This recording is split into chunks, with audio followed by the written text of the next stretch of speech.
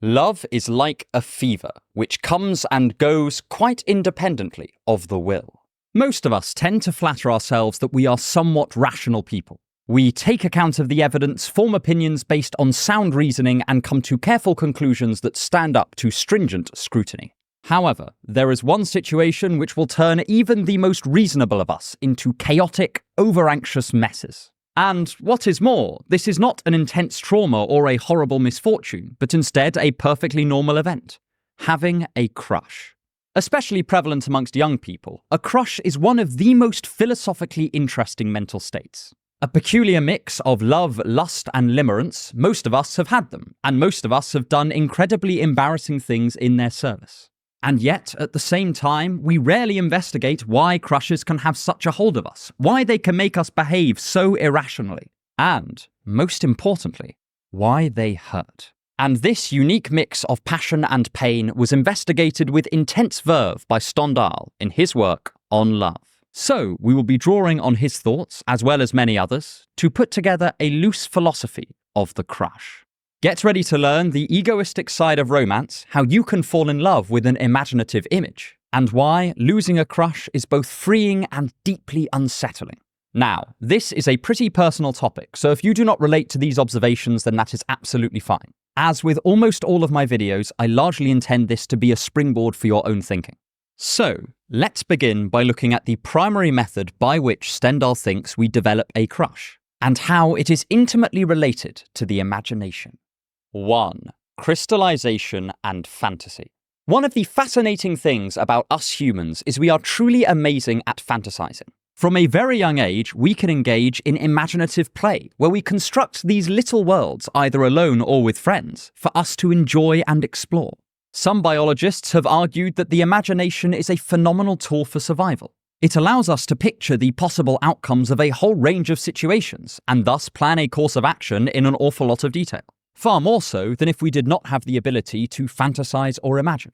Separate from any evolutionary advantage, this has also allowed us to craft great works of literature, philosophy, and art. Also, according to Stendhal, it is a vital component in the early stages of passionate love. The key idea that forms the basis of Stendhal's analysis of falling in love is crystallization. He uses this term pretty broadly, but essentially it is the process by which we slowly idolize someone until we are completely infatuated with them, even in cases where we may not have that much reason to be. Take Shakespeare's Othello, for example. In the opening act, Othello articulates how he won Desdemona's heart, and she very much agrees with his account. The general would regale her with tales of his adventures, how he had gone into mortal danger and seen all of these wonderful things. He told her of his feelings and his memories, and all of this gave her a picture of Othello as the dashing hero he was. At this point, Desdemona's imagination took over. Although Othello undoubtedly seemed brave and kind, at the same time she was seduced by the stories he told her and how she carried these away with her mind. She crystallized an idea of Othello that was far beyond what she had directly experienced or had evidence existed. And this cemented her passion for him, to the point where she would willingly follow him to war. The poet John Keats wittily summed up this idea when he accused young people of turning their lover's hair comb into a tiara and their Wellingtons into Romeo's boots. The structure here is pretty straightforward. We meet someone, learn a few things about them, and then we extrapolate a whole host of other qualities from that which may or may not be true, but that do serve to heighten the object of our affections. Stendhal thinks this is a major component of the early stages of love, and it also goes some way to explaining how our rationality can become hijacked when we meet someone we find attractive. Through this crystallization process, we start to exaggerate their positive qualities until they almost become a sort of caricature of themselves if we take it too far. In some ways, this is not necessarily a bad thing. Hell, sometimes our crystallizations will even give us an accurate picture of our beloved, if it just so happens that they really are that exceptional. But, at the same time, Stendhal points out that this process is, in a real sense, detached from the object of our affections as they actually exist.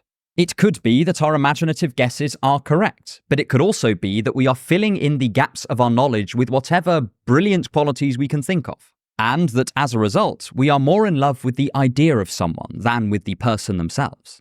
We can think of this a little bit like picking possibilities. The less you know about someone, the more potential positive attributes they could have.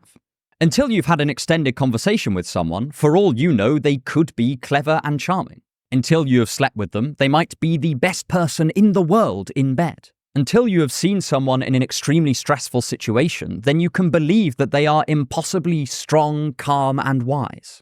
As Boethius once said, if someone keeps their mouth shut, we might think them a philosopher. Crushes are excellent for this, because most of the time these are people we have not experienced in a romantic context. Even if you've had a crush on a close friend, you do not know what they would be like in a relationship with you, so it is easy to imagine that you would be perfect for one another. Then, this fantastical image can roam freely in your head, leaving the real situation firmly in the dust. In some ways, this is what distinguishes a crush from simply the first stages of a relationship. A crush is merely a possible relationship before it becomes actual. The stereotypical settings for crushes also maintain a perfect balance between familiarity and distance. People tend to get crushes on someone they work with or someone from their school or university. Either way, you see them very often, but not often enough that they are not still full of mystery. For some people, they might only need a little mystery. For others, it might be quite a lot. But the point is, there is enough distance for the imagination to worm its way in and start its crystallizing magic. And, of course, if you're genuinely convinced that the possibility of being with the perfect person is on the table, then it makes sense for it to occupy a large portion of your mind. If an all-knowing God showed up on your doorstep tomorrow, introduced you to someone, and told you that this person would make you happy for the rest of your life, then your other priorities would understandably slip down the hierarchy. For Stendhal, so powerfully does our imagination work that we start to believe that our crystallized lover genuinely exists. And then our psyche understandably dwells on them, sometimes to the point of obsession. Sadly, this can also lead to severe disappointment should the idealized image be suddenly shattered. Stendhal thinks that this can get really quite extreme. In a particularly romantic mood, almost everything might remind you of your beloved, from seeing a certain book that you think they might enjoy, to watching something, only to imagine how much better it would be if they were there. Once you are in the realm of fantasy, the possibilities are endless, and you can turn everything and its opposite towards your growing romantic endeavor.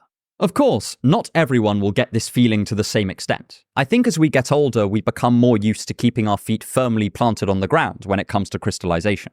But I do still think Stendhal is really onto something here. It is an observation that has been made by numerous other thinkers as well. From the lovers idealizing one another in Mozart's Così fan tutte to the idolization of Juliet as the sun by the young Romeo. The infatuation of passion has formed the basis for so much effective comedy and tragedy because we often recognize it in the behaviors of the people around us and in ourselves. But that may explain the strength of feeling that can occur with a crush. What about the sort of agony it can become?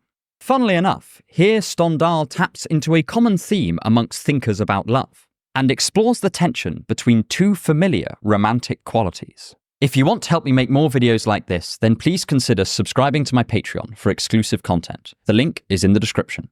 2. Love's labours lost and won.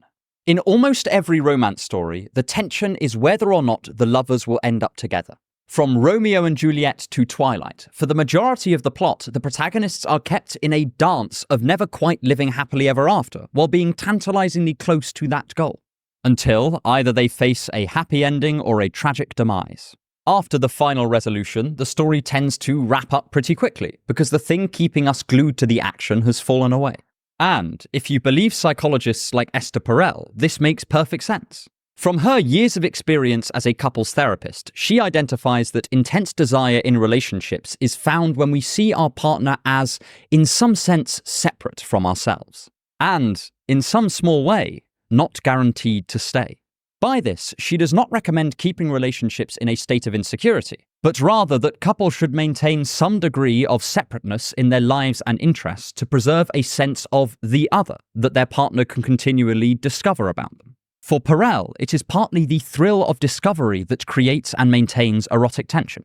Funnily enough, this is particularly prevalent in romance literature. From Lady Chatterley's Lover to many of the more recent romantasy books, there is a strong emphasis placed on the female lead's continual discovery of more and more aspects of their lover's character. And Perel is not the first person to point this out. Stendhal brings this idea into full focus, specifically in the early stages of romance. So, let's say that the crystallization process is in full swing, and we are pretty enamored with the idea of our beloved. For Stendhal, what cements this is the addition of doubt. He observes that it is the correct mixture of hope that the object of our affections will feel the same way about us, coupled with the fear that they will not, that solidifies our romantic feelings, at least in some situations, and especially with short-term infatuation. This is what he calls the second crystallization, and it is when the desirability of our beloved is firmly fixed in our minds, because we start to view them as someone who could share our feelings, but could also disregard them. Mixed with the human tendency to desire what we may not be able to have, Stendhal thinks this is the perfect recipe for breeding more attachment and thus strengthening affection. In Dostoevsky's The Brothers Karamazov, Mitya's love for Grushenka is inflamed not just by the attractiveness of her personal qualities or her appearance, but also by the fact that she is always just out of his grasp. Stendhal himself tells a number of tales where people are carried away by their own hopes while at the same time becoming inflamed by their doubts. He talks of someone whose beloved barred them from seeing her except for once a fortnight, and how this slowly drove him out of his mind. The distance and fear of loss meant that he placed her value even higher, while at the same time the slim hope of winning her over through those fortnightly meetings kept him hooked. That was the ratio of doubt and hope that tapped into his particular mind in just the right way. For other people, it may be different. Stendhal is pretty clear about the individual variants at play, though he also says it often takes surprisingly little hope to keep us enamored with someone we have no chance of being with. Of course, this also goes some way to explaining the particular pain that often comes with crushes. By its very nature, a crush is someone you desire but do not know if they desire you back. But this makes it a state that is very prone to oscillating between hope and frustration. Stendhal points out it can turn us into investigators. We search for omens about what our beloved thinks of us and rejoice when we think we've found evidence of their love. On the other hand, we are plunged into varying levels of misery when we think there is no chance we will ever be together. Again, people can experience this to greater or lesser degrees. For many of us, the range of this oscillation will narrow as we get older. But both I and Stendhal know many adults who will easily let this cycle occupy almost all of their minds. And this does make a certain sort of sense. The intense emotional rollercoaster going on here renders the rest of the world rather drab by comparison. I have seen many online express that their life is very stressful when they have a crush, but when they do not, they actually feel pretty bored.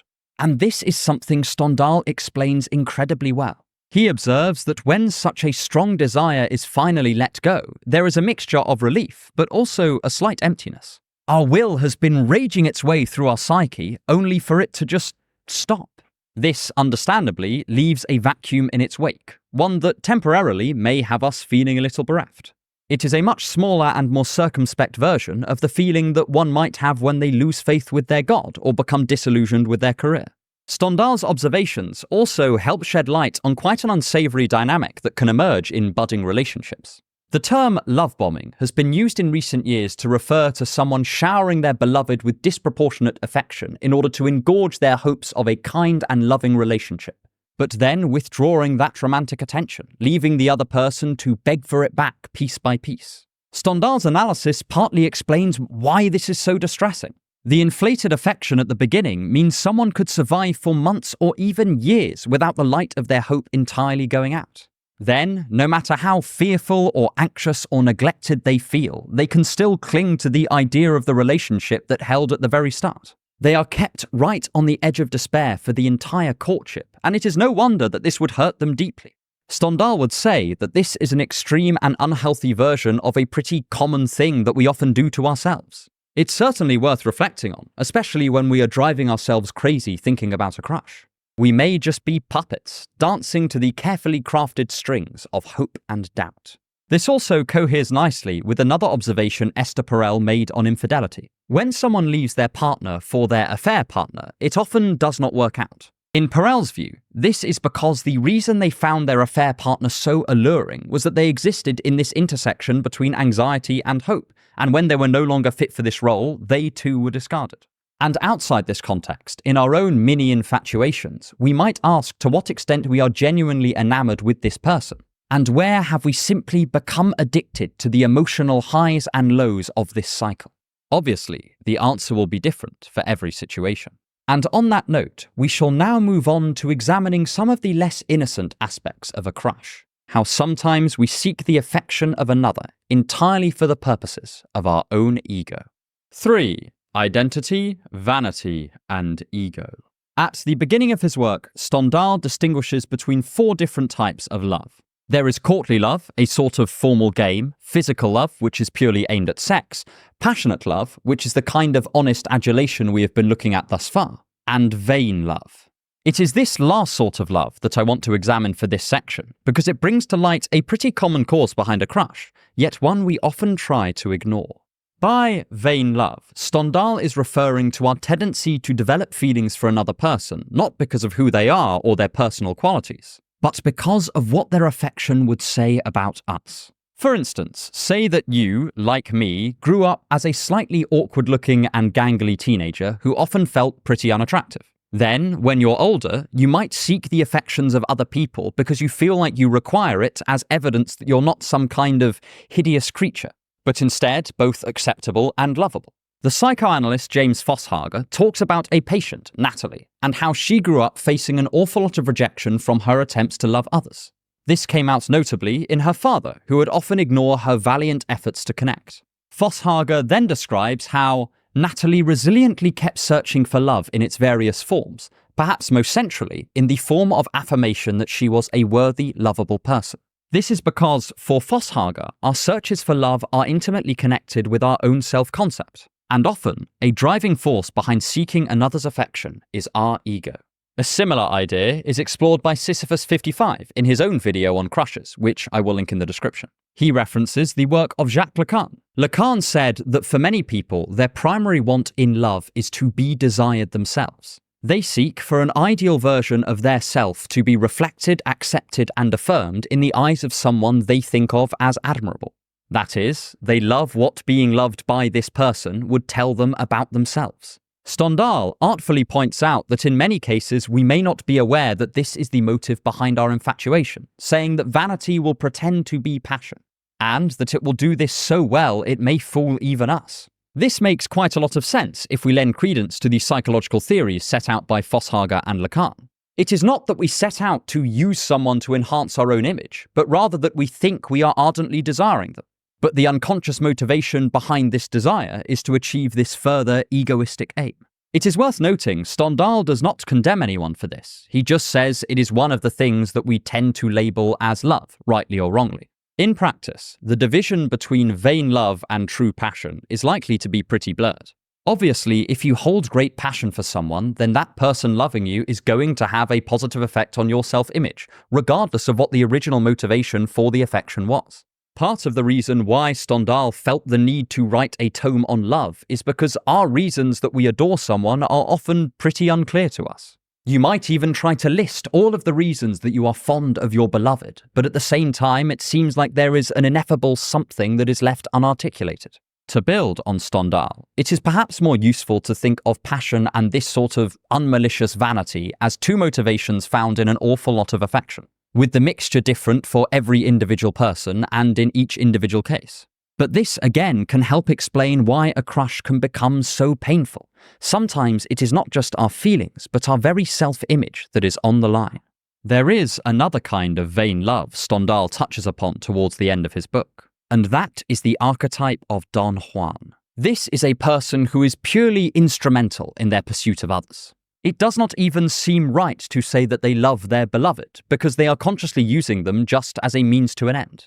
They are far more interested in the quantity of lovers than in the actual connection they forge with them, because they are forever keeping people at an emotional distance. Stendhal here is clearly alluding to the image of the male philanderer, but there is no reason why this would have to be gendered or even limited to sex. The person who consciously keeps someone around because they feed off their validation or their material wealth would be just as much in the spirit of using someone while keeping them at an emotional distance. The key distinguishing feature is that they are so possessed with self-love that they fail to see the harm they cause and see none but themselves as capable of joy or suffering. I like Stendhal's point here for 2 reasons. The first is that we should probably beware of embodying Don Juan ourselves. Something observed by many of the greatest ethical thinkers in history, from Aristotle to C.S. Lewis to Hannah Arendt, is that the road to becoming cruel is very long and has only a slight decline. We may not begin by wishing to use someone in this way, but slowly, over time, we fall into a habit, and then that becomes a character trait. And before we know it, we have caused another person real harm without setting out to do anything of the sort. Importantly, Stendhal thinks that falling into this instrumental attitude will bar us off from any long-term happiness in romance. Because by keeping everyone at a distance, we ensure that we will never form a genuine close connection with anyone either. But secondly, it highlights the importance of taking care who we fall for. As we said in the previous section, often doubts about someone's affections have the effect of making us pine after them even more. But this can become a very dangerous dynamic if, like a Don Juan, they are consciously trying to provoke this reaction in order to better have us under their thumb. They might face the consequences of this approach in the long term, but in the short term we will suffer intensely. When it comes to affection, the stakes are, ultimately, extraordinarily high, because in the right hands a budding crush can be gently nursed into an obsession, all while they have no intention of either reciprocating our feelings or putting us out of our misery and revealing that they do not feel the same way. Of course, this only holds in the case of outright malice, which I would hope to be pretty rare. But finally, I want to compare Stendhal's approach to some other philosophies, and play devil's advocate to the idea that crushes are inherently foolish. 4. Dignifying the crush. When we think of what a crush is, we tend to imagine something very infantile. We dismiss it as the stuff of school playgrounds and adolescent daydreams, not fit for the dignified business of adult life. Sure, we once had crushes, but then we put away childish things and now see them as only fit for the immature. As François de la Rochefoucauld once observed, loving often takes on such an importance that we feel it is almost embarrassing in hindsight, and we sometimes do our best to hide or condemn our previous infatuations in order to restore our sense of dignity. And perhaps this is only right. After all, various schools of philosophy have aimed at a kind of mental peace that passionate affection will disrupt. Zeno of Citium, the founder of Stoicism, identified desire as a negative state because it will disturb the natural calm that he called joy. And this was echoed by later authors like Epictetus and Marcus Aurelius, who would warn against letting the slings and arrows of external life affect our internal states. Schopenhauer argued that the only hope we have for escaping the cycles of unhappiness that pervade life is to gradually rein in our own desires, until we become natural ascetics. And the thing about passionate affection is that it tends to smash our inner calm to pieces. By its nature as a strong and emotionally invested desire, it seizes our minds by the scruff of the neck and forces us to care an awful lot about something entirely out of our hands, whether a given person shares our feelings about them. Essentially, what these philosophers quite rightly point out is that passion increases the emotional amplitude of our lives. For instance, a familiar pattern in a crush is that we become overjoyed at hope and despair at doubt, but either way, calm indifference is left pretty much in the dust. But it's worth asking, is there some philosophical value in this more impassioned approach as well? A famous critic of Stoicism was Friedrich Nietzsche, who pointed out that the Stoic philosophy sacrificed the extreme highs of life in order to also avoid the extreme lows. He proposed a radically different alternative, one that places a far higher value on the passionate and instinctive sides of our natures. Nietzsche does not want us to be led fully by our passions, but he worries that the Stoic approach can be used to dull our emotional sides rather than learning to harness and direct them. In Thus Spake Zarathustra, one of the characteristics of his Übermensch is that they rejoice in their own suffering. Rather than setting out to limit the variance of their emotional states, they lend their pain meaning and thereby make it not only bearable, but something to be celebrated.